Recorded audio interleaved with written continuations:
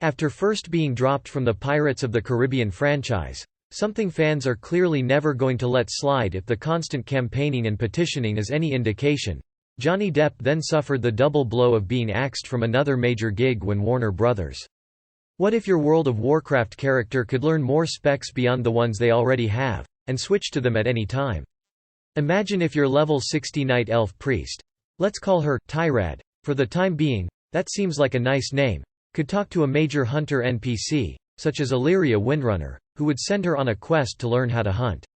Of course, she has no clue about how to hunt things yet. It would be a situation similar to what our pal Addie Fizzlebog went through, while learning how to become a gnome hunter in Highmountain, during Legion. Yes, your level 60 priest, accomplished adventurer, would turn into a lowly level 1 hunter, and you'd have to take her through the entire leveling process again, sticking to it until you finally dinged as a level 60 hunter.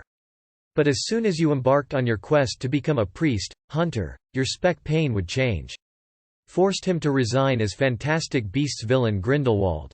The actor's supporters have already threatened to boycott the latest chapter in the Wizarding World saga when it arrives in theaters next summer, and you can guarantee that it'll happen at least twice more when the 6th mainline Pirates of the Caribbean outing and Margot Robbie's spinoff set sail into theaters around the world. It's not just the fans who have Depp's back, but his friends and former colleagues as well, with Greg Ellis the latest member of the swashbuckling series ensemble to deride the decision made by Disney and Warner Bros. To boot him out of their respective properties. I'm mindful he's still navigating his way through the legal system on many fronts, so the details of that I don't talk about much. You could still pick between holy, discipline, or shadow, and in doing so, keep doing things as a level 60 priest does, including raiding with your friends, if that's your jam. But I have been and will continue to be vocal. But that same spec pain would also have the beast mastery, marksmanship, and survival options, and upon picking one of those, you'd revert to whatever your current level as a hunter was.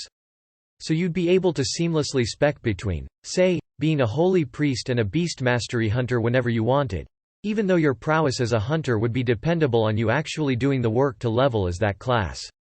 Once you did, however, the world would be your oyster. That would, of course, be a major change to the game of WoW. But that's precisely the kind of big shake-up that I'm thinking about here. Let's not limit ourselves to just the addition of a multi-class system either.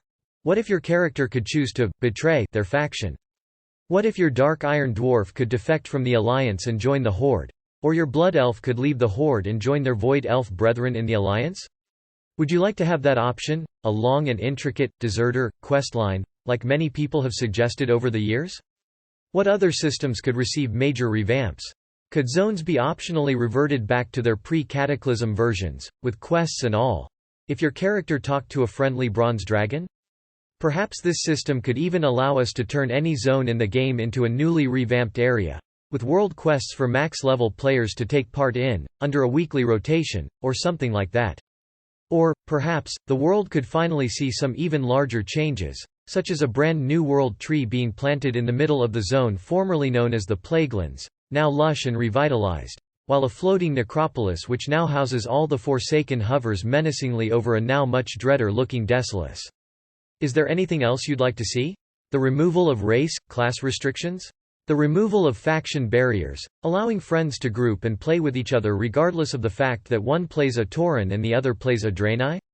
A complete revamp to the profession system, from the ground up, such as combining crafting and gathering professions into one, or allowing any character to have every gathering profession without taking up profession slots, or even a complete change to how crafting itself works, making it more intricate and useful.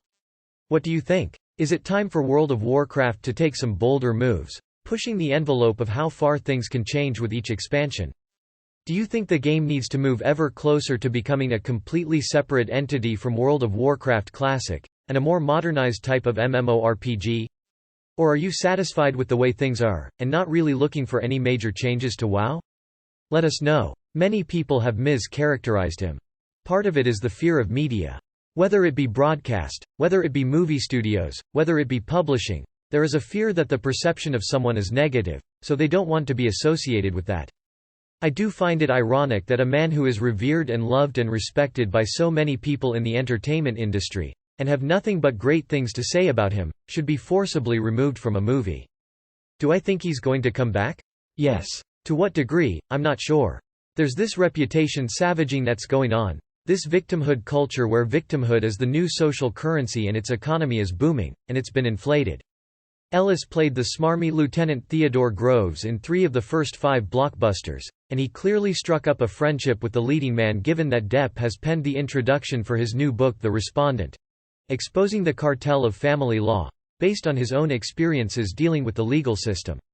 Most people would probably agree that the erstwhile Jack Sparrow has been harshly done by, but unless the Mouse House change their minds and backtrack on a decision that was initially made almost 3 years ago, then it's full steam ahead for Pirates of the Caribbean without the brand's main draw and selling point, which is definitely a risky strategy that could yet end up backfiring spectacularly.